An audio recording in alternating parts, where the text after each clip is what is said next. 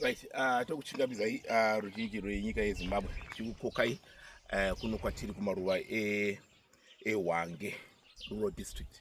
Tiri kumadokero enyika yeZimbabwe pedyo pedyo nemapopoma aZambezi.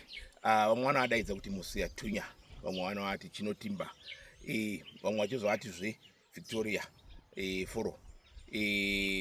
Asi tinoti aiwa uyai muone zviri kuno zvizvarwa zvenyika yeZimbabwe.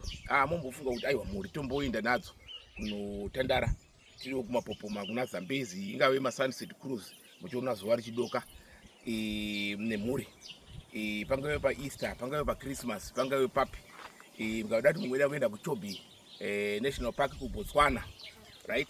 Mukafunga kuti aiwa toda kuenda kuHwange National Park nemhuri nemashamwari, toda kuchata, toda kuita zvese zvamunoda kuita, mudai mabiko kudhuze neikoko.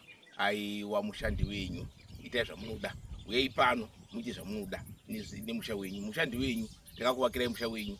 Saka zvizvarwa zveZimbabwe ndoti aiwa chigadzirirai, isu takagadzirira kare, right? Matononoka takagadzirira kare, imi matononoka, uyai muone zviri kuno. Muswere muri pano muone chinyakare chiri pano, muone vagari vemuno mumamisha, muone zvinoitwawo neveni vemuZimbabwe. Zvizhinji tinoona tichipembedza zvekunze, asi zvevana vemuno tisingadi. Aiwa chiuya muone takugadzirirai mushandi wenyu. Moti aiwa musha wenyu vanga vataura ndoupi? Ndio uno.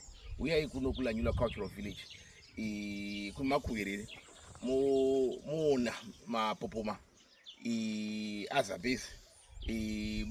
Kana muchida kuenda kunoonawo mhuka munodziona dzakasiyana siyana muHwange National Park kana muZambezi National Park. Zita rangu ndonzi Taku Mutepfa, ndiriko kumaruva eHwange. Ndatenda zvangu, toona mauya.